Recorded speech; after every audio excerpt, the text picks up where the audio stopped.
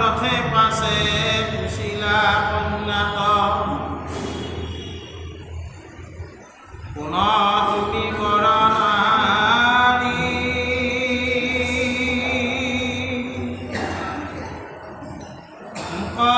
পুত্র দান দিলাহা কল্যাণী দেবীও বলিবে পাহাড়ি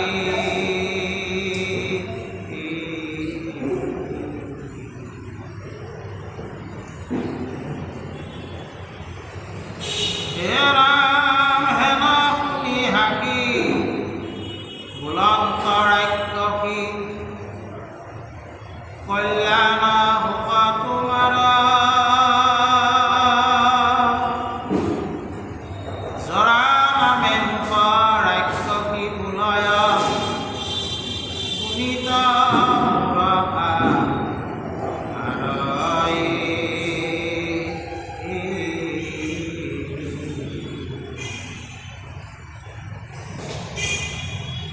হে ৰাম এই মানে ৰূপ ধৰিবাক পাৰো পুনা ৰাজা ৰাজেশ্বৰ তোমাৰ গৃহত সদায় থাকো পূজা খাই প্ৰিয়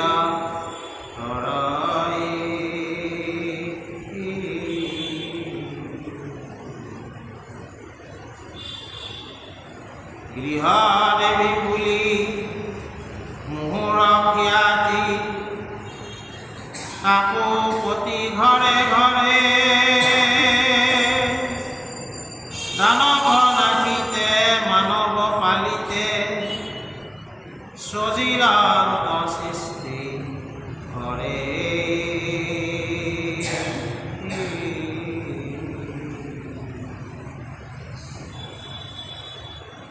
যিটো ভক্তি ভাবে পুত্ৰ গণ সমেত বেৰত লিখয় আমাক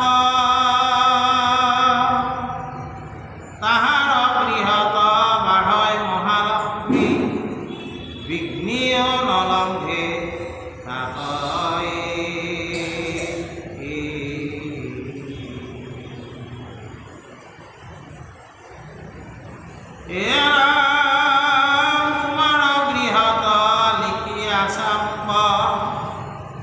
পুত্ৰ গণ সমনিতে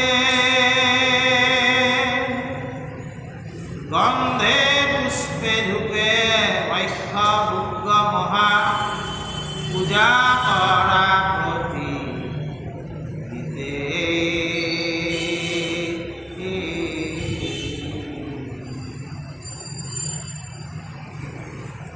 এতেকে তোমাৰ কল্যাণ চিন্তিয়া ৰাখিলো তজু পুত্ৰ মেৰি গিলিব পাৰো মুখ জানা ই পুনো পুনবা লকয়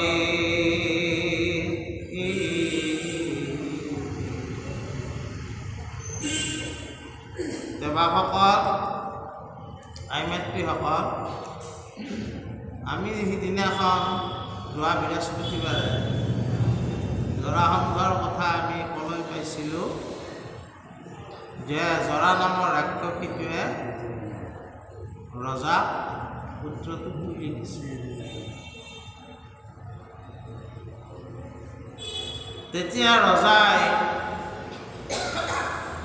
ৰজা বৃহদ্ৰথ জৰাসন্ধৰ পিতৃৰ নাম যিজনী নাৰীৰ কাৰণে তেওঁ পুত্ৰ পালে সেইজনী নাৰীক তেওঁ কি জ্ঞান কৰিব? যদিও জৰা ৰাক্ষসী বুলি কৈছে, কিন্তু বৃহদ্ৰথ ৰজাৰ কাৰণে সেই ৰাক্ষসীয়ে দেৱী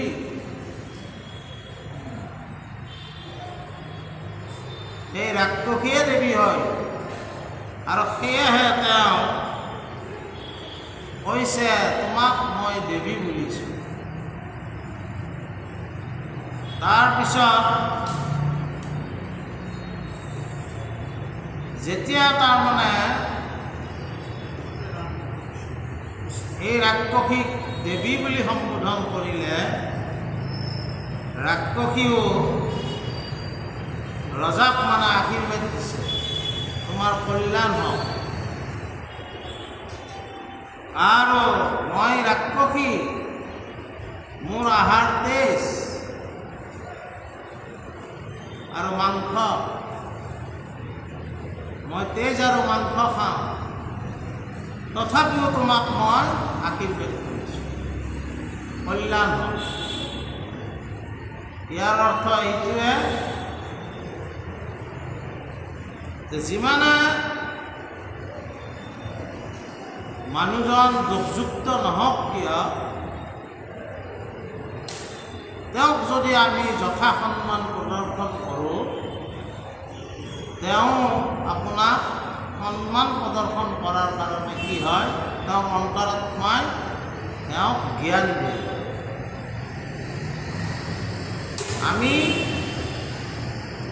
যি জ্ঞানৰ সহায়ত পৃথিৱীত চলি আছোঁ, এই জ্ঞানটো আচলতে অন্তৰাত্মাৰ জ্ঞান হ'ব লাগে। আমি বাহিৰা জগতখন চাইহে চলি আছোঁ। অন্তৰাত্মাৰ জ্ঞানেদি যদি আমি চলিলোঁ হয়, যে পৃথিৱীত কোনো হাহাকাৰ নালাগে। আৰু তেতিয়া সকলোৱে সকলোৰ প্ৰতি শ্ৰদ্ধা ভাৱ, সন্মানৰ ভাৱ পোষণ কৰিলে। তাৰে উদাহৰণ ৰাক্ষসী। ৰাক্ষসীক যেতিয়া বৃহৎ ৰজাই দেৱী বুলি সম্বোধন কৰিলে, ৰাক্ষসীয়ে ৰজাক কৈ কি কৰিলে, মানে কল্যাণ হওক বুলি আশীৰ্বাদ কৰিলে।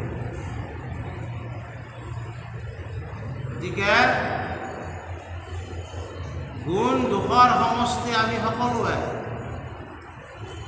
গুণ আৰু দুখৰ সমষ্টি আমি সকলোৱে। আমাৰ কেৱল এটা স্বভাৱ গঢ়ি উঠিব নালাগে, কেৱল আমি দুখৰহে কথা কৈ থাকিম, আমি গুণৰ কথা নকওঁ। সাধাৰণতে আমাৰ কি হয়, আমাৰ শংকৰদেৱ মাধৱদেৱক আমি গুৰু হিচাপে মানো। যদি গুৰু হিচাপে মানো, তেতিয়াহ'লে শংকৰদেৱ মাধৱদেৱে লিখি থৈ যোৱা কীৰ্তন নামঘোষাও আমি মানিব লাগিব। আৰু এই নামঘোষাতে মহাপুৰুষ মাধৱদেৱ গুৰুজনে এটা ঘোষাত লিখিছে, অধম প্ৰকৃতিৰ মানুহে কেৱল দুখহে দেখা পায়, মধ্যম প্ৰকৃতিৰ মানুহে দুখ আৰু গুণ বিচাৰ কৰি লয়, উত্তম প্ৰকৃতিৰ মানুহে কেৱল গুণটো লয়, আৰু উত্তম প্ৰকৃতিৰ মানুহে অলপ যদি গুণ আছে তাকে বিস্তাৰ কৰে। এই ক্ষেত্ৰত আমি এই ৰাক্ষসীৰ পৰাও এইটোৱে পালোঁ।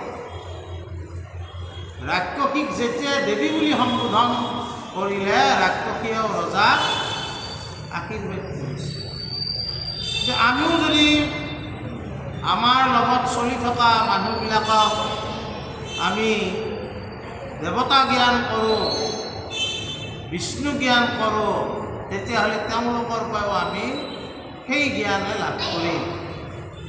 আৰু আমি যদি কেৱল দুখখিনিয়ে খুচৰি থাকোঁ, তেতিয়াহ'লে আপোনাৰো কিন্তু দুখ আছে, আপোনাৰো দুখ কোনোবাই খুচৰি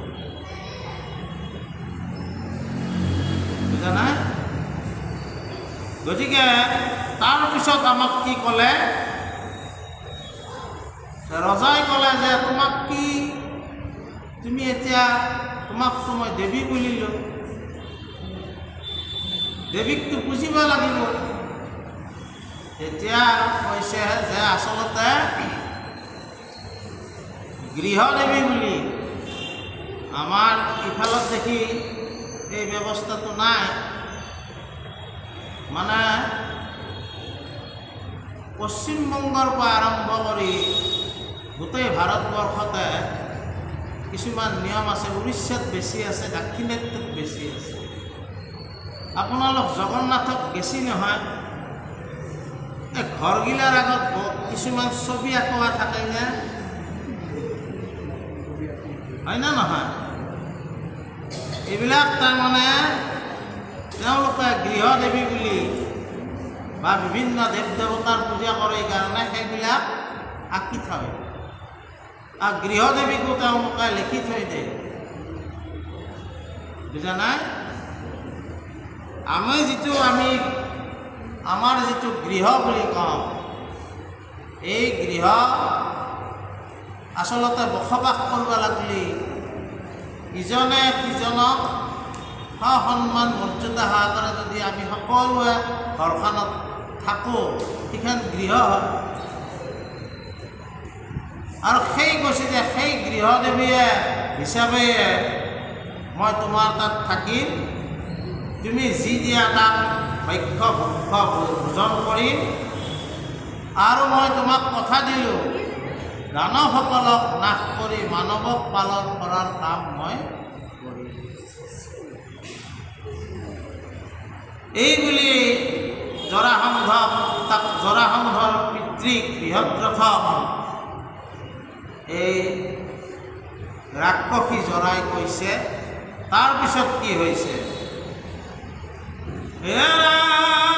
গন্ধে পুষ্পে ধূপে ভক্ষ ভোগ্য মহা পূজা কৰা পতিনিতে তোমাৰ গৃহত লিখিয়া চামুক পুত্ৰগণ সমনিতে এতেকে তোমাৰ কল্যাণ চিন্তিয়া ৰাখিলো তজু পুত্ৰক মেৰুকো গিলিব পাৰো মুখ জানা ইকুনো কোনোবা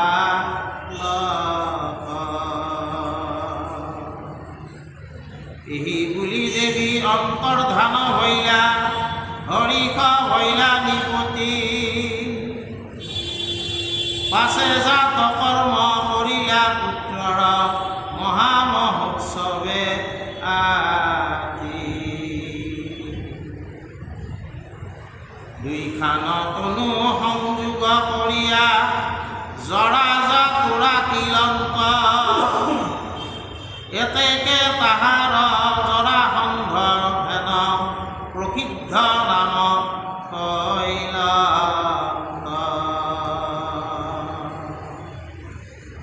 তাৰপিছত কি হ'ল? এনেকে ৰজাক কৈ মানে ৰাক্ষসীও দেৱীৰ ৰূপ ল'লা, তেওঁ অন্তৰ্ধান হ'ল। তাৰপিছত জৰাসন্ধই যথা নিয়মমতে যি জাতকৰ্ম কৰিব লাগে সমস্তখিনি কৰিলে। তাৰপিছত পুত্ৰৰ নামকৰণ কৰিব লাগিব নহয়।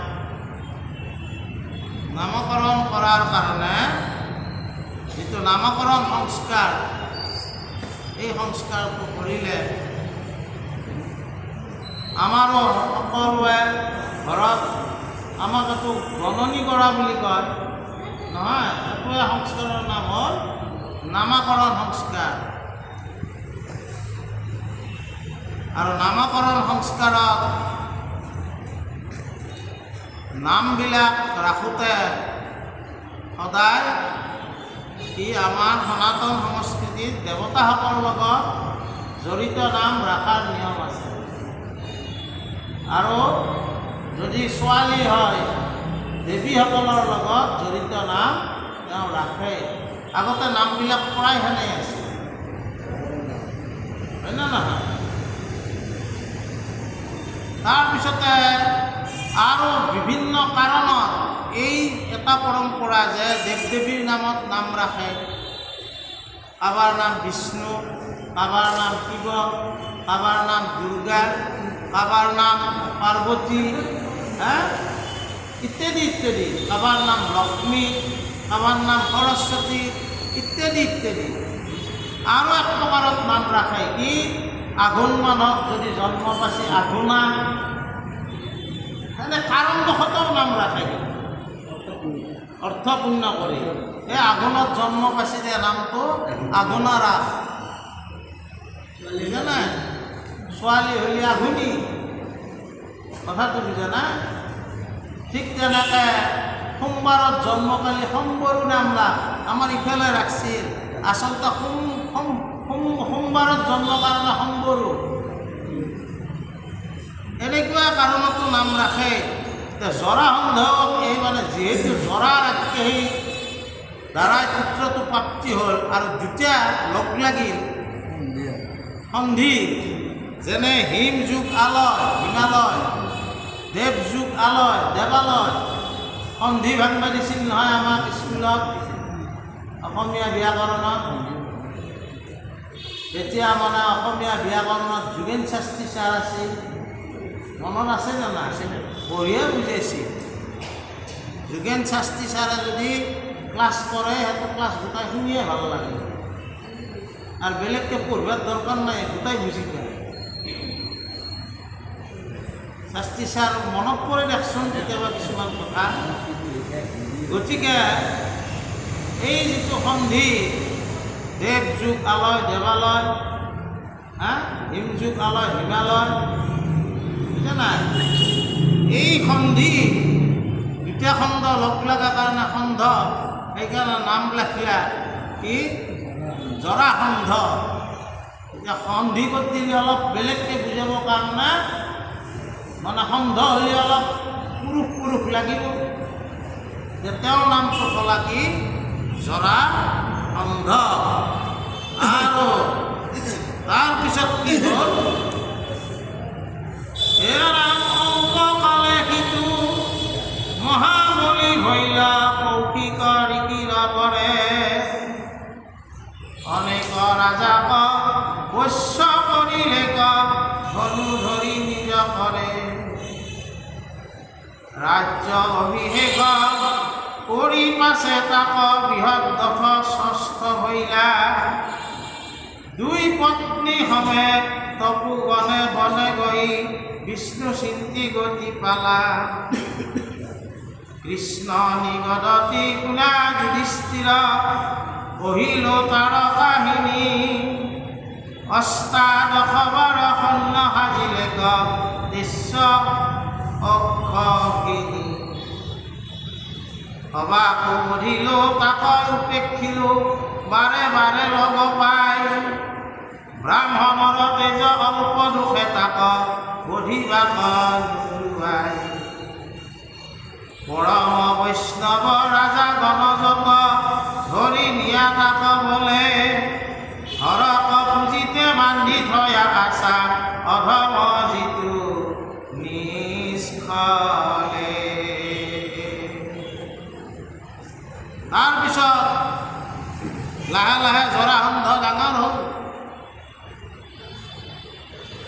তেওঁ ঋষিৰ ঘৰত জন্ম হৈছে নহয়, গতিকে বল বীৰ্য পৰাক্ৰম বহুত বেছি হ'ল। আৰু মগধ সেই সময়ৰ ভিতৰত ভাৰতবৰ্ষৰ এখন মানে আৰ্থিকভাৱে সৈন্যবল হিচাপে সকলোফালে সচ্ছল এখন ৰাজ্য আছিল।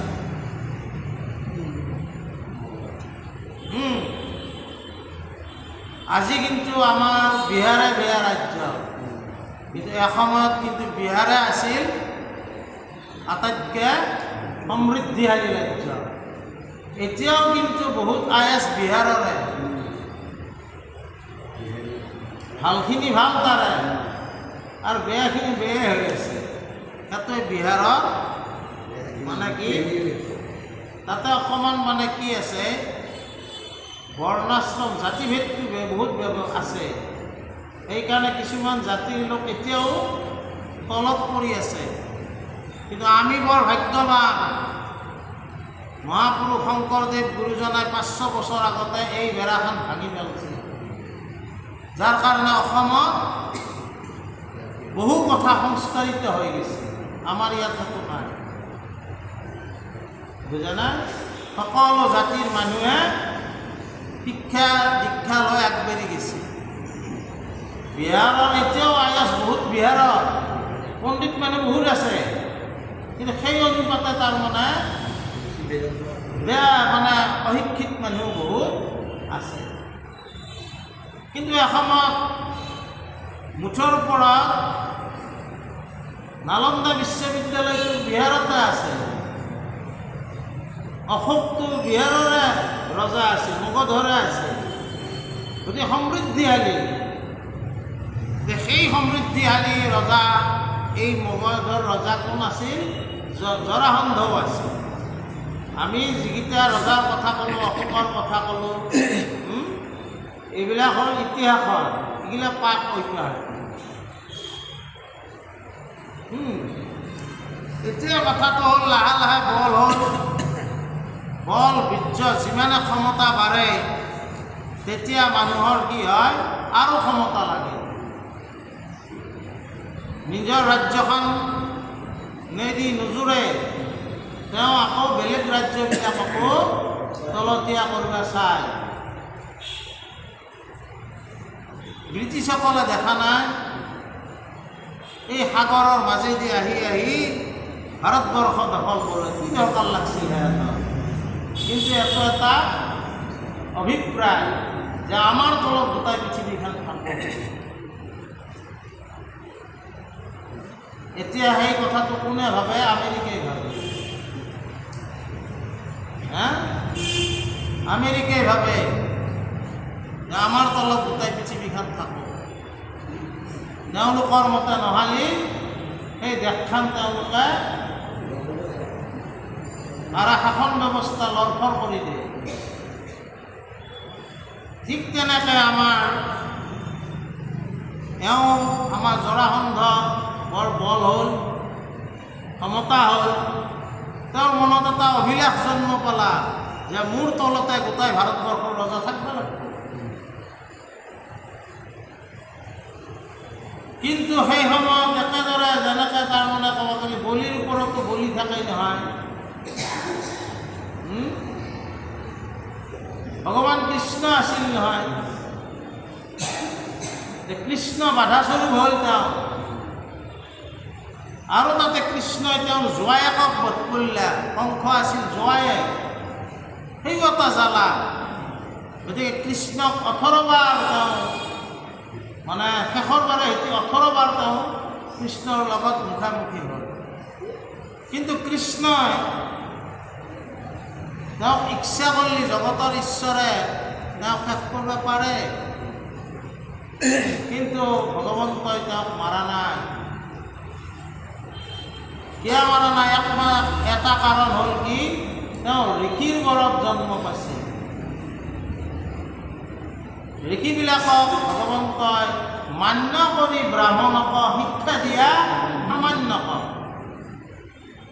কীৰ্তনত লেখছি নহয়, মান্য কৰি ব্ৰাহ্মণক শিক্ষা দিয়া সামান্য কম।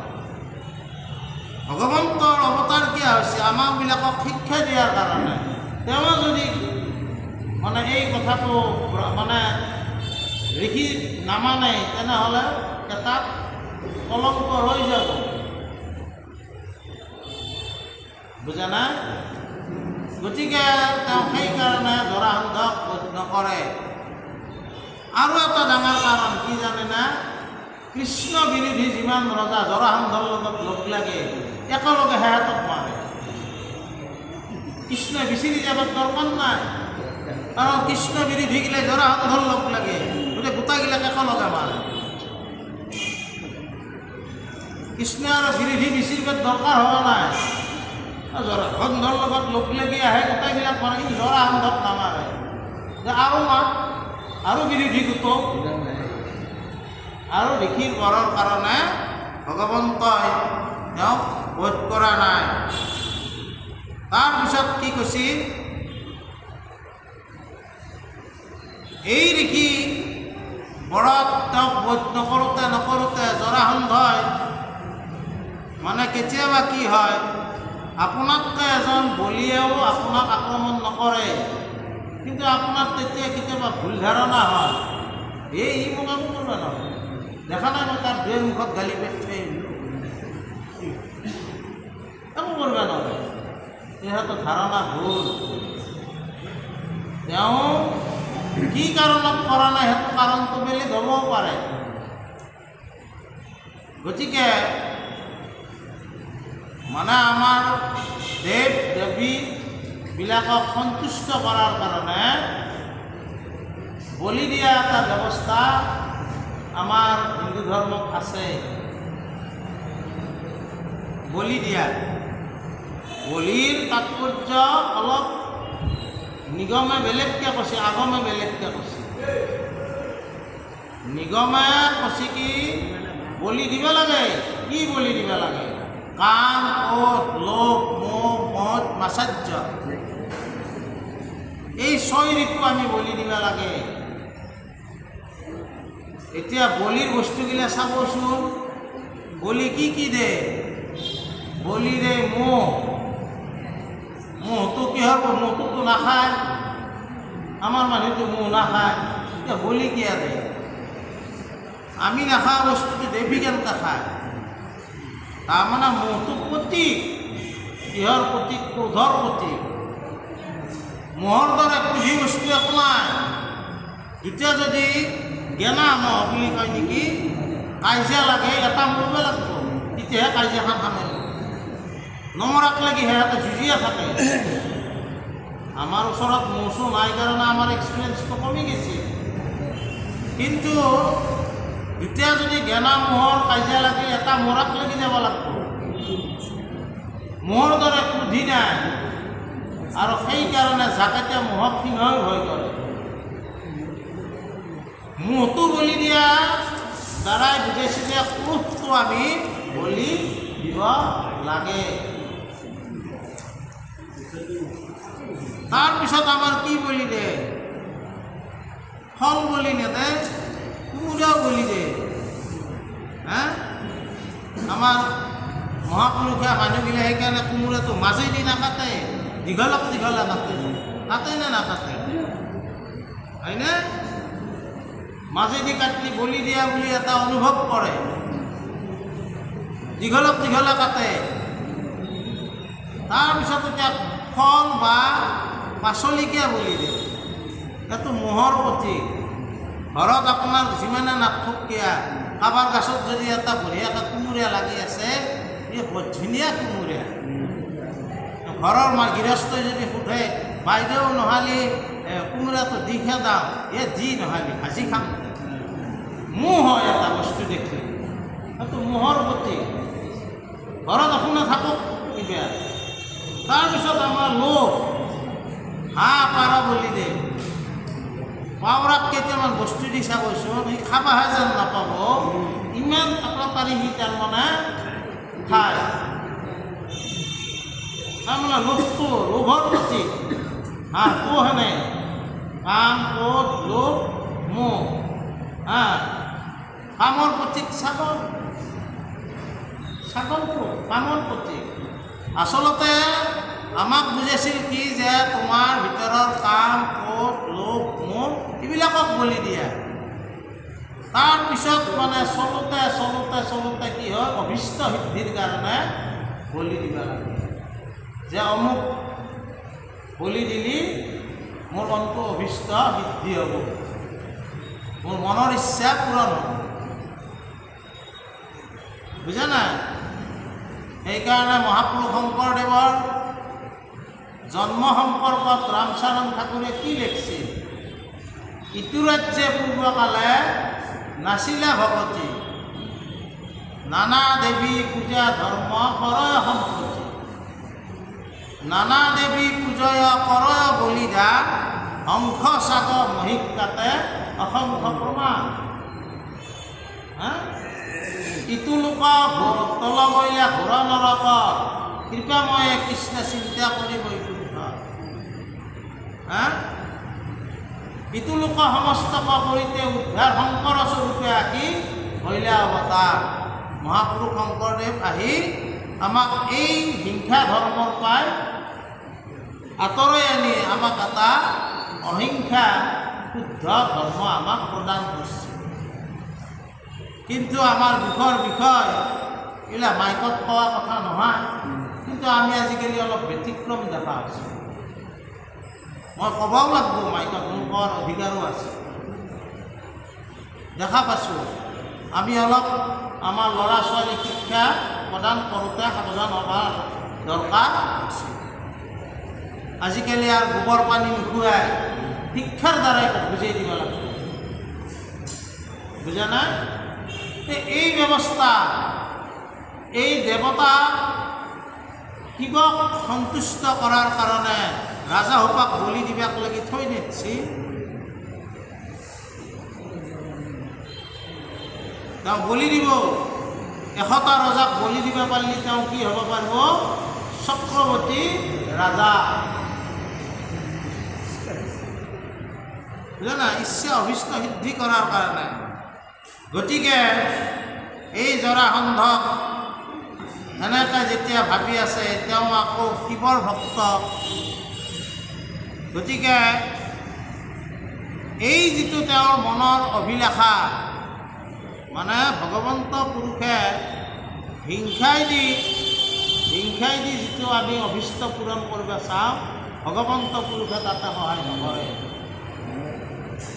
বুজা নাই? তেওঁ কি কৰিছে? এই জৰাসন্ধক কৌশল কৰি হ'লেও মই বধিবা লাগিব আৰু এই ৰজাবিলাকক মই মুক্তি দিবা লাগিব, এই বুলি ভগৱন্ত পুৰুষে আগবাঢ়িছে। তাৰপিছত কি হৈছে? এই দুখে তাৰ যি কিছু আছিল,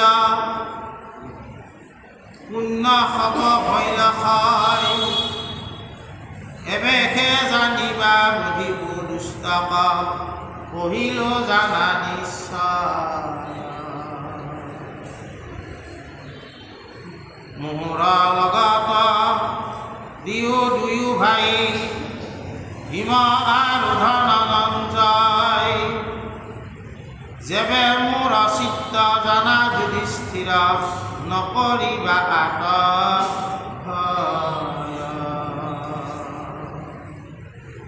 বিপ্ৰ ৰূপ ধৰি তিনি মাত্ৰ যাইব, অলক্ষিতে তাৰ থান, অন্য যুদ্ধ এৰি একা একি কৰি, মাগিব যুদ্ধ দান। তাৰমানে আমি কেতিয়াবা কি কৰোঁ? পুণ্য আৰ্জিব যায়ো পাপ আৰ্জো।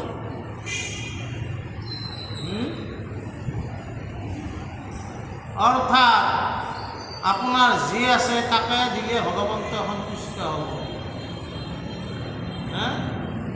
আপুনি চুৰ কৰি অনা ধন ইয়াত দান দি কাম নাই, বুজা নাই? গতিকে এওঁ মানে যিটো ভাবিলে যে এই ৰজাবিলাকক বলি দি মই চক্ৰৱৰ্তী ৰাজা হ'ম, এওঁৰ মানে অভিপ্ৰায়টো পাপ সঞ্চিত হ'ব। আৰু সেইকাৰণে ভগৱন্তই সুবিধা পালা, আমাক যমে কেতিয়া সুবিধা পাব? যেতিয়া আমি পাপ সঞ্চিত কৰি, পুণ্য সঞ্চিত কৰিলে যমে সুবিধা নাপায়। গতিকে ভগৱন্তই সুবিধা পালা পাই যুধিষ্ঠিৰক কৈছি, দাদা ভয় নকৰিবা, মহাবলী হওক, মোৰ ওপৰত আস্থা ৰাখা, মই কিন্তু তোমাৰ দুটা ভাইক লৈ যাম, মই জৰাসন্ধক বধ নকৰোঁ। ভীম আৰু অৰ্জুনক লগত লৈ যাম। ভীম তাৰমানে যুদ্ধ কৰিব লাগিলেও ভীমৰ দেহাটো জৰাসন্ধৰ দৰে সমান আছিল, বলি আছিল, বুজা নাই? 6 ফুট মানে আমাৰ এটা বৰ্ডাৰৰ নাম বাঘা বৰ্ডাৰ, কোনোবা গেছি পায় নহয়। তাতে দুটা মানে পাকিস্তানৰ সৈন্য আৰু আমাৰ সৈন্যই সদায় শৌৰ্য বীৰ্য প্ৰদৰ্শন কৰে। আৰু তাতে যি সৈন্য থাকে সেইগিলা 6 ফুটৰ ওপৰ হ'ব লাগিব, তাৰে তলৰ সৈন্যই তাৰমানে তাতে পোষ্টিং নাপায়। আৰু ভাৰতবৰ্ষ দেখাব আমাৰ বীৰগিলা এনে, আৰু পাকিস্তানেও দেখাব আমাৰ বীৰগিলা এনে। ঠিক তেনেকৈ জৰাসন্ধক চেলেঞ্জ কৰিব লাগিলে তেওঁৰ দৰে দেখাত একে বলশালী এজনেহে চেলেঞ্জ কৰিব লাগিব। 6 ফুট ওজনৰ, 6 ফুট দীঘল, আহল বহল হৃদয়, হৃষ্টপুষ্ট লোক এজনক যদি সৰু ল'ৰা এটাই চেলেঞ্জ কৰে, এই চেলেঞ্জটো গ্ৰহণ কৰিব নেকি? উৰাই দিব, যা কাম নাই। বুজা নাই? ভীমক লগত কৈছে আৰু যুধিষ্ঠিৰক কৈছে কি বুলি, যে আমি তেওঁৰ লগত সৈন্য বলেদি যুদ্ধ নকৰোঁ। ইয়াতে তাৰমানে ভগৱন্ত এই আমাৰ এইটো মন্ত্ৰীটোৰ নামটো কি আছিল? বৈদেশিক মন্ত্ৰীটোৰ কি আছিল ইয়াৰ নামটো? অফিচাৰো আছিল নহয়, জয়শংকৰ কি আছিল, কিবা আছিল আমাৰ ইণ্ডিয়ান যিটো এতিয়া বৰ্তমানৰ বৈদেশিক মন্ত্ৰী। তেওঁ একদিন এটা সাক্ষাৎকাৰত কৈছিল যে কৃষ্ণৰ দৰে ডাঙৰ কূটনীতি কেতিয়ালৈকে জন্মই পাওঁ। কূটনীতি আমাৰ সাধাৰণতে কূটনীতি শব্দটো আমাৰ মানুহে বেয়াকৈ ব্যৱহাৰ কৰে। কূটনীতি বেয়া বস্তু নহয়, ইংৰাজীত ক'লে কিন্তু ভাল বুলি ভাবে, ডিপ্ল'মেচি। তাৰমানে যিটো কথা আমি যুদ্ধ নকৰাকৈ কৰিব পাৰোঁ সেইটোকে কৈছে কূটনীতি। উপায় নাপালেতো আৰু যুদ্ধ কৰিবই লাগিব। ভগৱন্ত পুৰুষে কি কৰিছে যে কূটনীতি দি ইয়াক আমি মাতি আনি আৰু সেনেকৈ বধ কৰি, আৰু সেইকাৰণে কি কৰিছে তিনিওটাই ব্ৰাহ্মণৰ বেগ ধৰি মগধত প্ৰৱেশ কৰিছে। তাৰপিছত কি হ'ল, হে ৰাম মহামানী সিটো নেদু নুবুলিব জানো বীৰ জৰাসন্ধ, ভীমে তাৰ সমে গদা যুদ্ধ পাতি বিনাশী তাৰ স্কন্ধ, মোৰ শিক্ষা বুদ্ধি ভীমৰ বলত অৰ্জুন হৈব সহায়ী, বধি জৰাসন্ধ সাধু তজু কাৰ্য ভক্তৰে দিয়া বিদায়ী, কৃষ্ণৰ বচন শুনি যুধিষ্ঠিৰ ও আনন্দে ভৈলা বিহ্বল, কৃষ্ণ কৃষ্ণ বুলি আলিঙ্গি ধৰিল নেত্ৰে জৰে প্ৰেম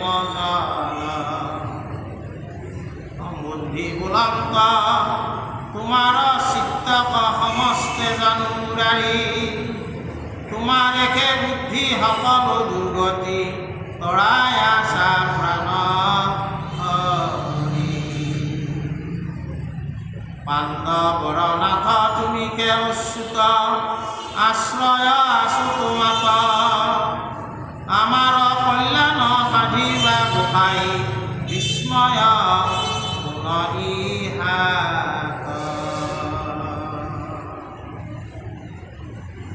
বিপ্ৰ ৰূপ ধৰি ভগৱন্ত কৃষ্ণ, ভীম, অৰ্জুন এইবুলি মগধত প্ৰৱেশ কৰিব আৰু তেওঁৰ লগত মানে একাকী যুদ্ধ, যে মোৰ লগত একেলা যুদ্ধ কৰাৰ কাৰণে তেওঁৰ লগত চেলেঞ্জ কৰিব।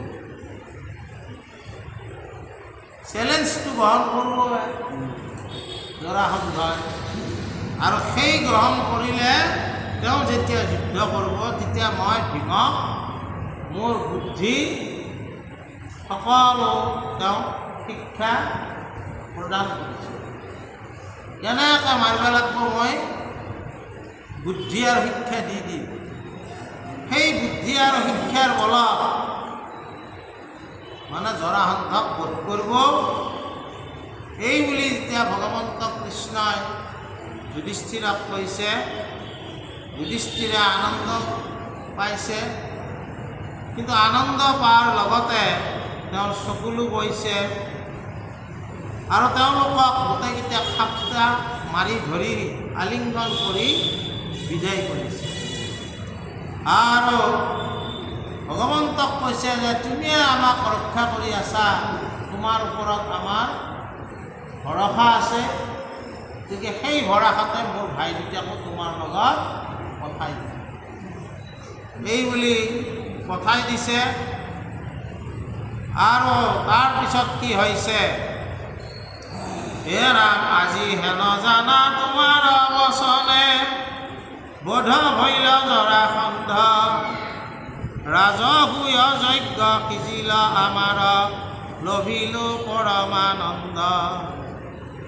কিন্তু তুমি ভীম অৰ্জুনক তেজি, জীবু মই কেন কৰি, এতেকে সত্তৰে আখি বাহা প্ৰভু, জৰাসন্ধ বধ কৰি।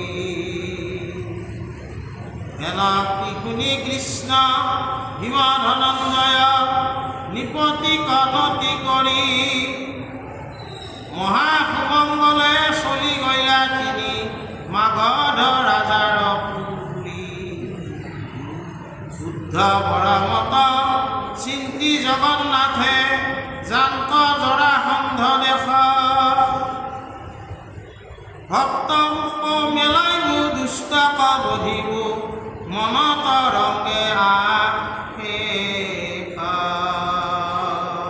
যুধিষ্ঠিৰে কৈছে যে তুমি জৰাসন্ধক বধ কৰি পুনৰ আহিবা, তাৰপিছত আমি ৰাজসূয় যজ্ঞ কৰিব পাৰিম। আৰু এই কথাবিলাক আমি যিটো আগৰ পৰাই পঢ়ি আহিছোঁ, এই মতটো কোনে দিছিল? উদ্ধৱে দিছিল। উদ্ধৱৰ লগত আলোচনা কৰিহে কৃষ্ণই দ্বাৰকাৰ পৰা হস্তিনাপুৰলৈ আহিছিল। গতিকে তাকে আকৌ পুনৰ কৈছে যে উদ্ধৱৰ মত সাব্যস্ত কৰাৰ কাৰণে ভগৱন্ত জগন্নাথে এনেকৈ ভীম আৰু অৰ্জুনক লগত লৈ মগধৰ ৰাজ্যত প্ৰৱেশ কৰিছে। তাৰপিছত আমাক অলপ উপদেশ কৰিছে। হে ৰাম শুনা নৰ নাৰী, এক চিত্ত কৰি, কৃষ্ণৰ কেনে আশ্ৰয়, ইষ্টক পিৰিলে বলিষ্ঠ জনক, মাধৱে কৰন্ত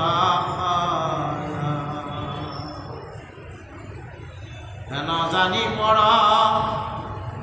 পীৰা পৰিহৰি কৰিও হৰি ভকতি, যি কিছু পাৰাহা পৰয় উপকাৰ, চিন্তি হোক দিনে ৰাতি। তাকে আমাক কৈছে, হে নৰ নাৰী শুনা, সেইকাৰণে আমি কৃষ্ণৰ ওচৰত শৰণ হ'ব লাগে। শৰণ শব্দটোৰ অৰ্থ হ'ল আশ্ৰয়, বুজা না? শৰণ শব্দটোৰ অৰ্থ হ'ল আশ্ৰয়। কাৰ ওচৰত আমি আশ্ৰয় লওঁ? ভগৱন্ত কৃষ্ণৰ ওচৰত। এই শৰণ মহাপুৰুষ শংকৰদেৱে গীতাৰ পৰা আনিছে।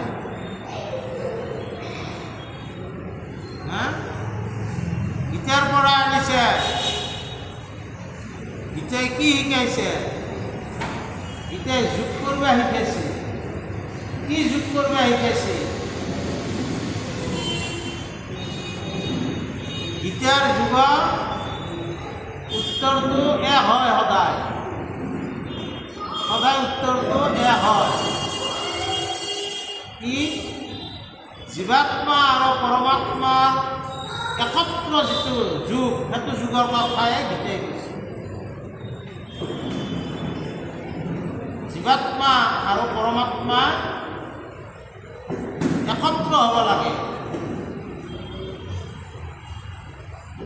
আৰু সেই গীতে সেইটোকে কৈছে, সেইকাৰণে ভগৱন্তৰ ওচৰত আমি শৰণ হ'ব লাগে, আশ্ৰয়।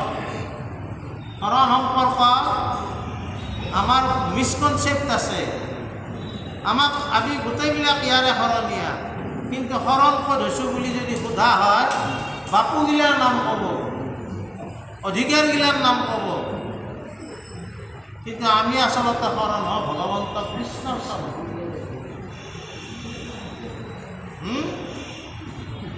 আৰু ক'ব কি, আমি শংকৰদেৱ মাধৱদেৱ তেওঁলোকৰ ওচৰত শৰণ হওঁ। গুৰুৰ প্ৰকাৰ আছে, ভগৱন্ত কৃষ্ণ আৰু শংকৰদেৱ আমাৰ পৰম গুৰু। কৃষ্ণ গুৰু বুলি কোনে কৈছে? শংকৰদেৱে কৈছে। শ্ৰীকৃষ্ণায় বাসুদেৱায় দৈৱকী নন্দনায় চ নন্দ গোপ কুমাৰায় গোবিন্দায় নমো নমঃ। নমঃ পংকজ নেত্ৰায় নমঃ পংকজ মালিনে নমঃ পংকজ নেত্ৰায় নমঃ পংকজ নাভায় নমঃ পংকজ মালিনে নমঃ পংকজ নেত্ৰায় নমস্তে পংকজংঘায়ে বসুদেবম সুতম কৃষ্ণম পংক সাগৰ মৰ্দনম দৈবকিৰি হৃদয়ানন্দম কৃষ্ণম বন্দে জগৎগুৰু। জগতৰ গুৰু কাক কলায়? শংকৰদেৱে কৃষ্ণক কৈছে। শংকৰদেৱে নিজক গুৰু কিয় বলব? নুবুলাই নহয়।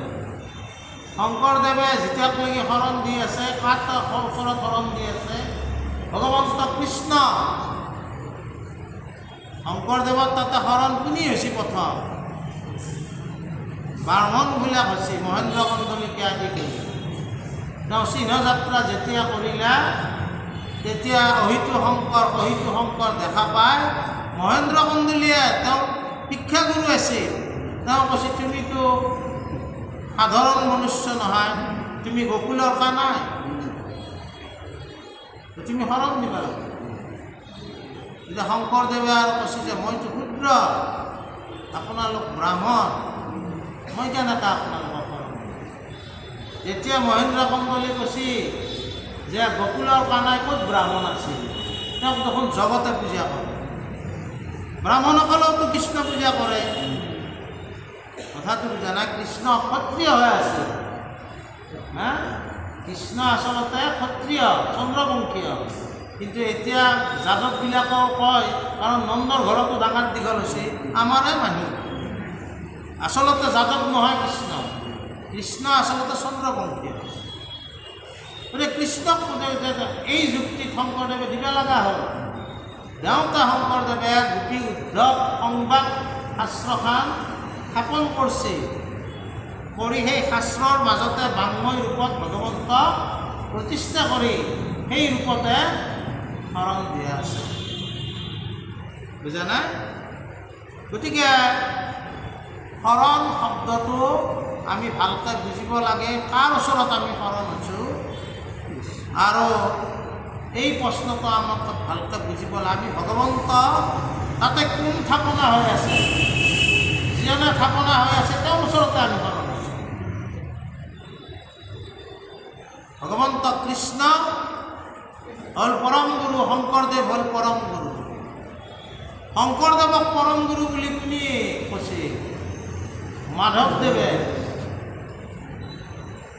শংকৰদেৱে নিজকে গুৰু বুলি কিয় ক'ব? তেওঁ মাধৱদেৱেহে তেওঁক গুৰু হিচাপে, তাৰমানে বেলগুৰিত বেলগুৰিত 4 বস্তু সম্পূৰ্ণ হৈছে, নহ'লে 3 বস্তুতে দি আছিল শৰণ। 4 বস্তু সম্পূৰ্ণ হৈছিল বেলগুৰিত মাধৱদেৱৰ, যেতিয়া মাধৱদেৱে বুজি পাইছিল। ত্ৰিভুৱন বন্দন দৈৱকী নন্দন জুহৰি মাল্ল পংখ জগজন তাৰণ দেৱনাৰায়ণ শংকৰ তাকেৰি অৱতাৰ। শ্ৰীমন্ত শংকৰ হৰিভকতৰ জানা জানা কল্পতৰু তাহান্ত বিনাই নাই নাই নাই আমাৰ পৰম গুৰু। পৰম গুৰু আৰু মাধৱদেৱো আমাৰ গুৰু, তেওঁ আপোন গুৰু।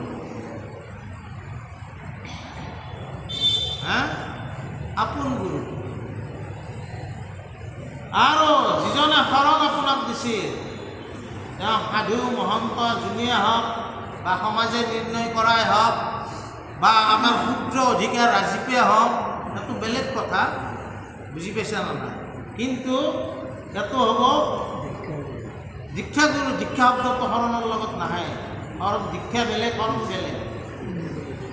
দীক্ষা শব্দটোৰ অৰ্থটো বেলেগ, শৰণটো বেলেগ, বুজি পাইছে নে নাই? এইটো কৰ্ণক যোনে আধাৰ মন্ত্ৰখিনি দিছে তেওঁ কৰ্ণধাৰ গুৰু। যিখিনি গুৰু বাক্য আধাৰ হিচাপে কাৰ পাই পাইছ? তেওঁ কৰ্ণধাৰ গুৰু। গুৰুৰ ঠাইত আছে। আৰু আপোনাক যোজনে শৰণ হ'ব দিছে, এই বাপা শৰণটো হ'ল তেওঁ অঞ্জনীয়া, তেওঁ জাল ফালা গুৰু। চকুত গুৰু পৰাই নাই তোমাৰ, তেওঁ হৈ পেলাই দিলে, তেওঁ অঞ্জনীয়া গুৰুৰ ভাগ আছে। শৰণ আমি হৈছোঁ, শৰণ ক'ত হৈছোঁ, কাৰ চৰণত হৈছোঁ, এই কথাটো আমি প্ৰতিজন শৰণীয়াই জনাটো উচিত। আৰু যদি নাজানো তেতিয়াহ'লে বহুৰূপী গুৰুৱে আমাৰ ওপৰত কিন্তু সুবিধা গ্ৰহণ কৰে। কিয় দিব লাগে? ভাল কথাটো জানি বুজি ল'ব লাগে। কথাটো বুজি পাইছিল? আমাৰ গোটেইবিলাকৰ কমন কথা হ'ল আমি কৃষ্ণক শৰণ হৈছোঁ আৰু আমি শংকৰদেৱ মাধৱদেৱক শৰণ হৈছোঁ। তেওঁলোকৰ সেইটো বস্তু তেওঁলোকৰ তাতেহে আছে, বুজি পাইছি না নাই? বাকীবিলাক আজ্ঞাতহে কৰিব পাৰিছে। গতিকে আমাক ইয়াতে কৈছে যে যিজনে কৃষ্ণক শৰণ হৈছে তেওঁ কৃষ্ণৰ শিষ্য, কৃষ্ণ দাস। এই কৃষ্ণ দাস, কৃষ্ণৰ শিষ্য, শংকৰদেৱৰ শিষ্য, একে কথা। তেওঁলোকক ভগৱন্তই ৰক্ষা কৰে।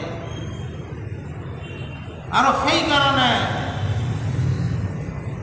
মানে ক'ব গ'লে এই ৰজাবিলাক আমি পূৰ্বতে পঢ়ি আছোঁ, ৰজাবিলাকে ভগৱন্তৰ ওচৰত শৰণ হৈছে। মানে যদিও বন্দীশালত আছে, দুধ পথেদি শৰণ হৈছে নহয়, আশ্ৰয় বিচাৰিছে, যে ভগৱন্তই তেওঁলোকক ৰক্ষা কৰাৰ কাৰণে আগবাঢ়ি আছে। আৰু সেইকাৰণে আমাকো উপদেশ কৰিছে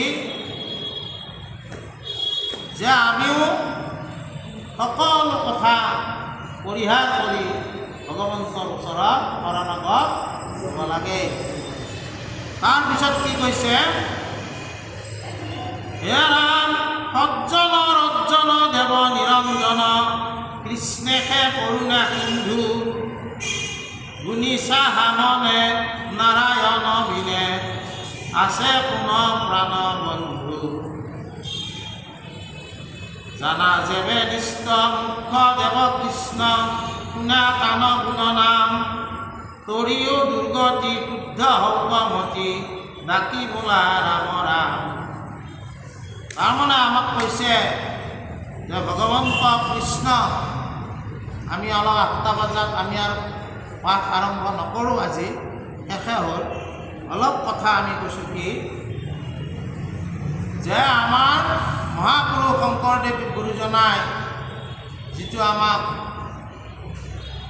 এক শৰণ হৰিনাম ধৰ্ম বা সনাতন ধৰ্ম বা ভাগৱতী ধৰ্ম, যি বুলি আপুনি নকওক, বা মহাপুৰুষীয়া ধৰ্ম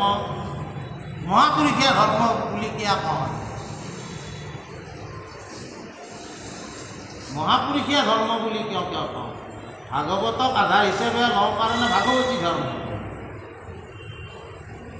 বিষ্ণুক আমি উপাসনা কৰোঁ কাৰণে বৈষ্ণৱ ধৰ্ম নহয় কথাটো। কৃষ্ণ বা বিষ্ণুক উপাসনা কৰোঁ কাৰণে বৈষ্ণৱ। আৰু আমি এক ভগৱন্ততে শৰণ হৈছোঁ কাৰণে এশৰণ ধৰ্ম। কিন্তু মহাপুৰুষীয়া ধৰ্ম কাকিয়া বুলি কওঁ। আমি কেতিয়াবাতো মহাপুৰুষীয়া বুলিও কওঁ, এই এওঁলোক মহাপুৰুষীয়া মানে কওঁ না নকওঁ? কিয় মহাপুৰুষীয়া হ'লোঁ আমি? এই প্ৰশ্নটোৰ উত্তৰ আমি বিচাৰিছোঁ না নাই? আপোনালোকে জানে, তথাপি কোৱা নাই। অধিকাৰে কওক, বুজি পাইছি না নাই? নাজানা মানুহ নাই, ইয়াতে জানা মানুহ বহুত আছে। তথাপি মোৰ মুখেদি শুনিব ইচ্ছা কৰিছে, এতিয়া কওঁ না কি কয়? তাৰমানে কথাটো হৈছে কি কৃষ্ণক মহাপুৰুষ বুলি কৈছি। শংকৰদেৱক আমি গুৰু হিচাপে মানুহ কাৰণে মহাপুৰুষে নহয়, কিন্তু কৃষ্ণক যিসকলে ভগৱান হিচাপে ইষ্টদেৱ হিচাপে মানি লয় তেওঁক মহাপুৰুষীয়া ধৰ্মৰ বুলি ক'ব পাৰি। কৃষ্ণক মহাপুৰুষ বুলি কোনে চিনি পাইছে? মই অলপ সময় আছে যেতিয়া কৈছোঁ বেলেগ কথা। শৰণ হওঁতে দশম স্কন্ধ ভাগৱতৰ এটা পৰিক্ৰিয়াৰ ঘোষা নাগাইছি, গাইছিলে না? আমাৰ মহন্ত বাপ আছে, মহাপুৰুষৰ চিৰ জানি মহাসজি পৰিজ্যোতি কৰন্ত বিস্ময় হৈ আজি, যিটো ব্ৰহ্মৰূপ নিৰাকাৰ নিৰঞ্জন জানিলো তেন্তে তুমি সাক্ষাতে নাৰায়ণ।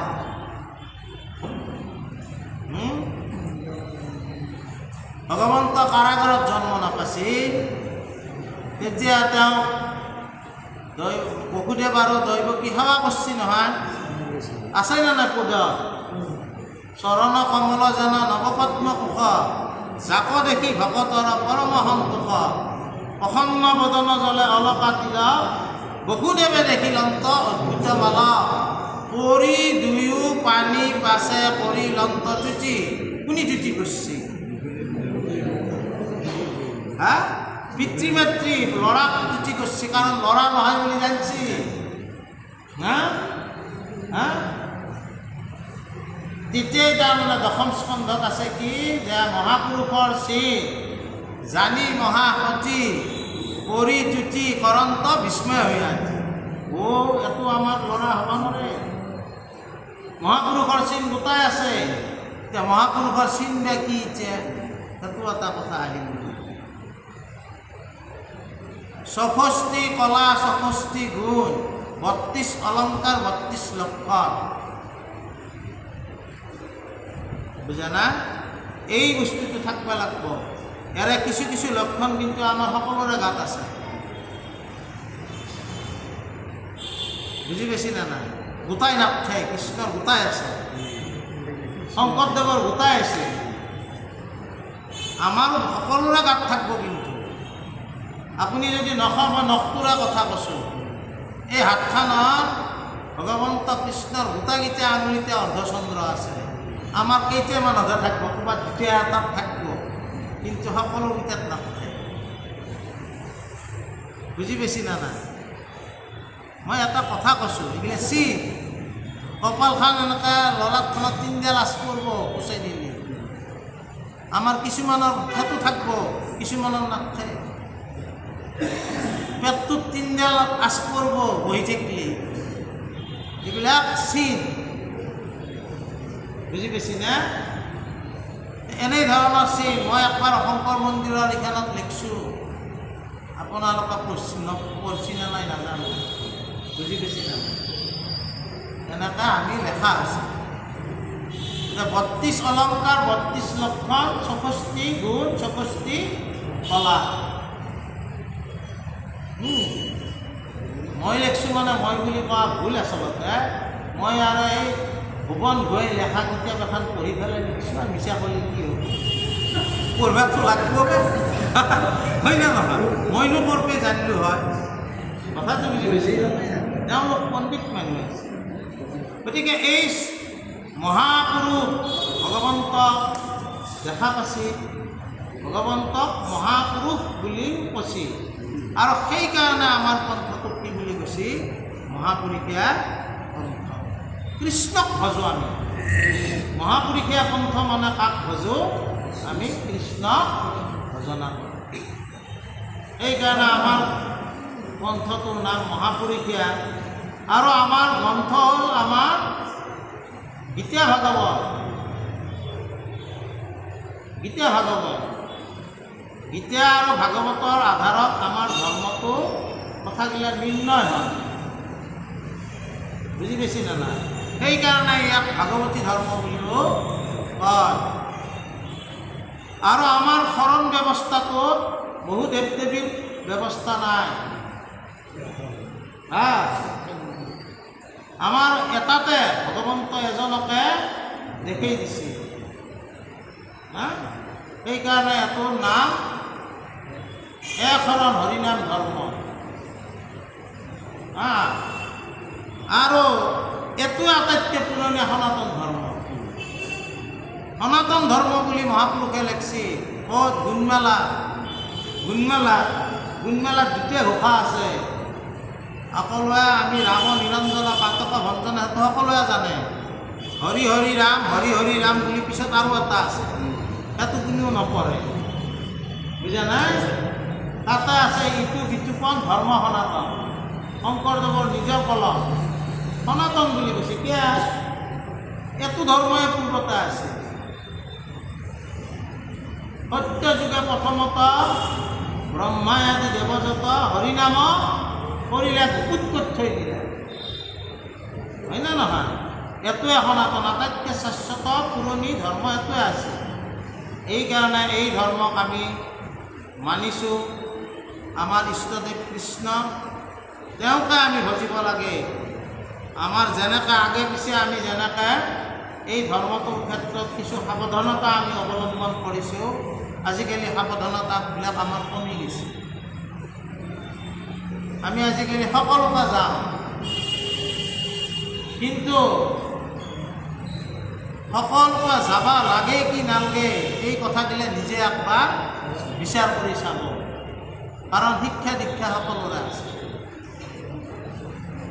গতিকে সৰ্বশেষত আমাক সকলোকে পুনৰবাৰ কি কৈছে যে আমি যদি এই দুৰ্গতি তৰি শুদ্ধ গতিকলৈকে আহিব খোজোঁ, তেনে ঈশ্বৰৰ নাম আমি ল'ব লাগে, ঈশ্বৰ কৃষ্ণক ভজনা কৰিব লাগে, তেওঁৰে ওচৰত আমি একৰণ হিচাপে তেওঁকে ভজনা কৰিব লাগে, তেওঁকে সেৱক এক দেৱ এক দেৱ এক বিনে নাহি কেৱ।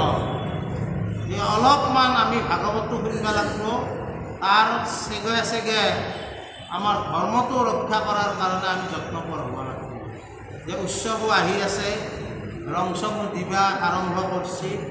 গতিকে মই আজিৰ পৰাই সামৰণি মাৰিলোঁ। আৰু মোৰো আৰু ৰবিবাৰৰ পৰাই ভগৱন্ত মহাপুৰুষৰ কীৰ্তন আৰম্ভ হ'ব।